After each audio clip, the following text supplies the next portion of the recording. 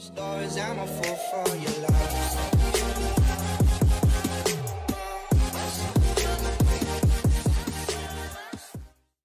Hey everybody, Rock here. In my last video I talked briefly about my experiences of being sexually abused by my father, and I promised a bit more detail into my story. I think that everybody's got a story, and I think everybody's story is important. We can learn a lot from our stories, and we can also learn from others' stories. So my intention is to share my story with you guys, and my hopes are that that this story can help you in some way, help you move past your own demons in your life, but also if you are experiencing similar things, that, you know, at the very least you don't feel alone, that, you know, somebody's experiencing something similar, and my, you know, my thoughts and love go out to you out there if you have experienced something very similar. And I'm hesitating. I've been standing behind my camera for the last hour thinking about whether or not I'm going to do this video or not, for a variety of reasons. I'm hesitating for a variety of reasons. Number one is I don't want my father to be painted as some demon or some monster.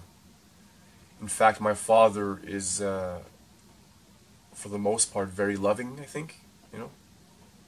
Or at the very least, he appears to be very loving. And he's done a lot of good as well, so I don't want to dismiss any of that stuff by telling you this story. So it's important that I give you a bit of context, I think, maybe into his life. So I'm going to jump into that right now. My father was basically born, he's the last child, born in a family of about seven children.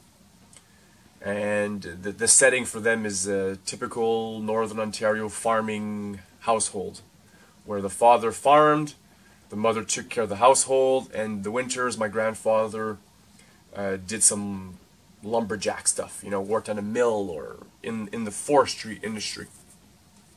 As far as I know, I could be wrong. I don't know much about my father's childhood, to be honest. I think that my father had, for the most part, a good childhood. I'm not sure. I do know that my father was not very close with his parents as he got older. We saw them very, very seldom. You know, Christmas, Easter, maybe, that's about it. To give you more context of where we were when the abuse started happening, so I'm going to get into that now. And again, there's a part of me that wants to tell you everything. There's a part of me that's holding back out of fear. So I'm holding back because I don't want to hurt my parents. I don't want to hurt my dad. I'm holding back because I'm afraid of how vulnerable this video is going to make me look. Specifically given my circumstances, being a man or a boy being abused by a man, there's a bit more taboo attached to that.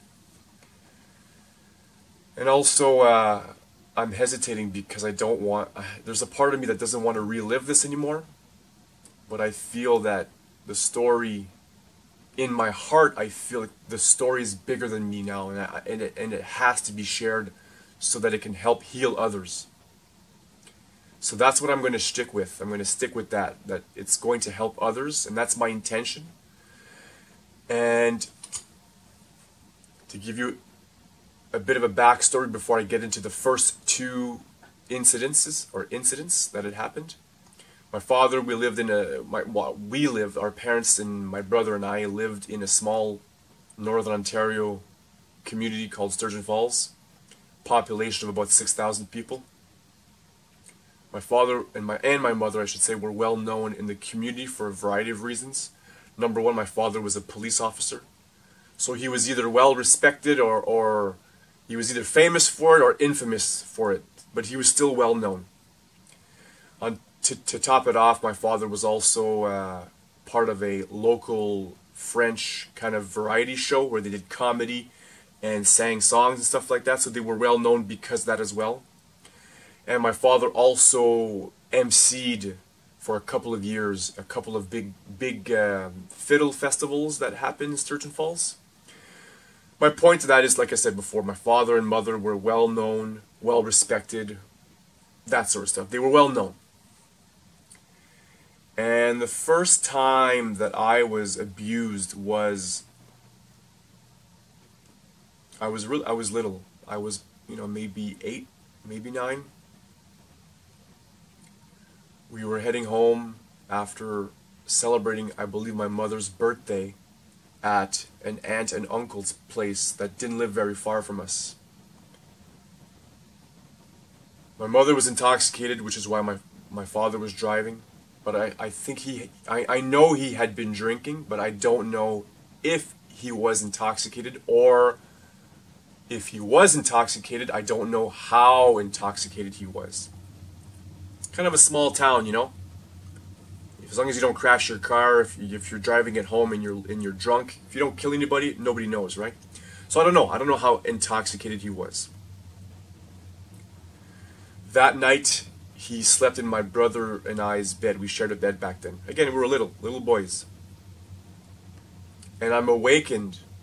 It was very late, or very early in the morning, I guess. I'm awakened to something I've never experienced before. A feeling. An actual feeling.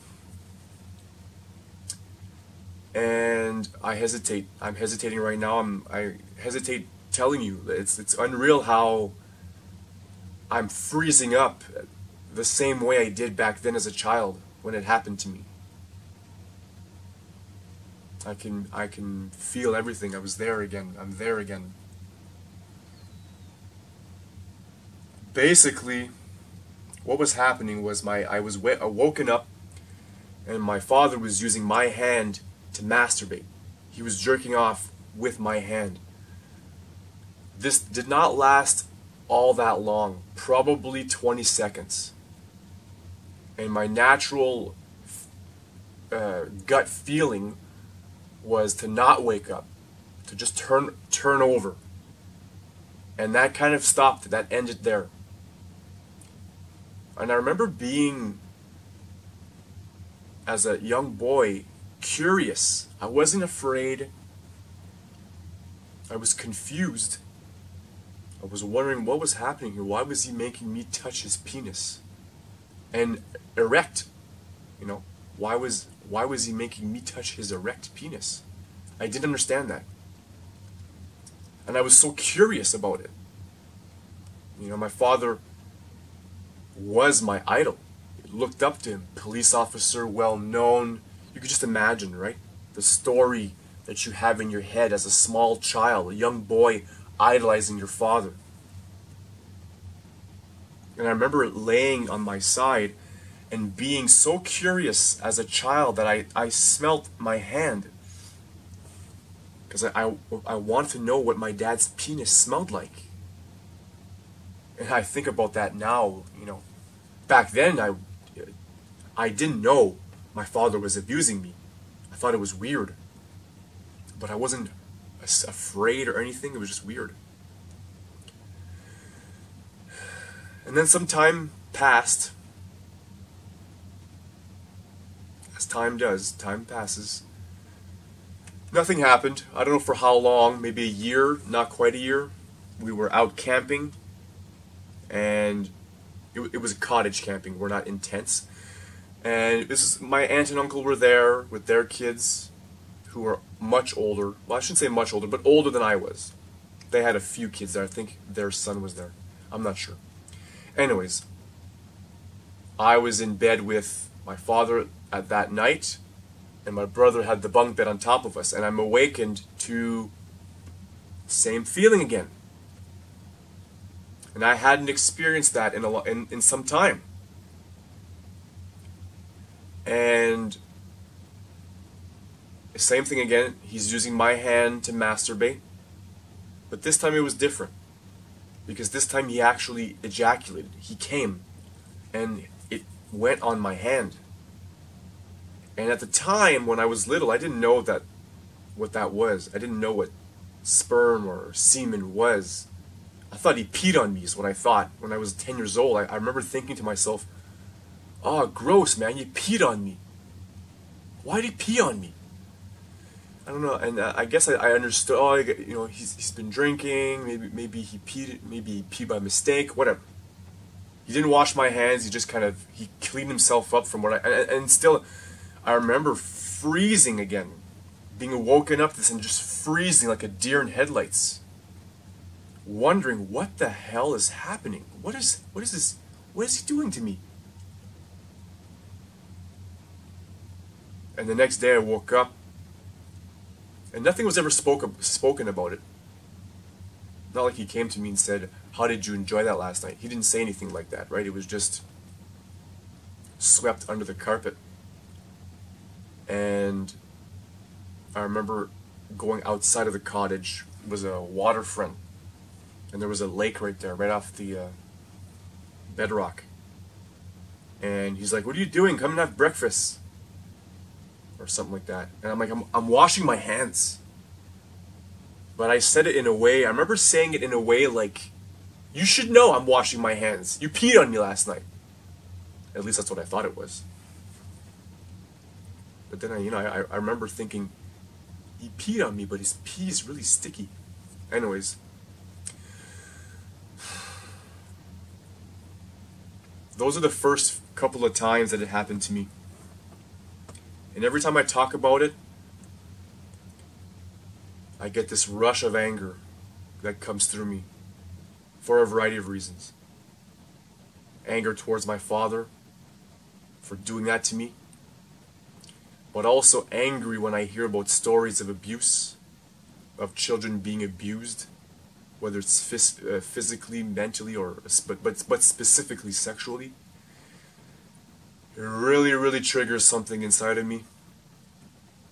And I just can't believe that, you know, somebody would go about hurting their child like that. Like, how could he do that to me? I would later come to realize that he was a victim of abuse himself. And that's all he knew, right? And I can't help but I'm going to leave you guys with this for now, and I'm going to make a second video. But I want you guys to just, if you have kids, just hug them, man. Love them. You have no idea what goes in my, what thoughts I experience, the pain and the heaviness I feel on a day-to-day basis. It's unreal and unbearable at times. I'm going to leave you guys with that. I love you guys. Please watch my next video where I go into when the abuse started happening on a regular basis. Thank you. I love you. Bye-bye.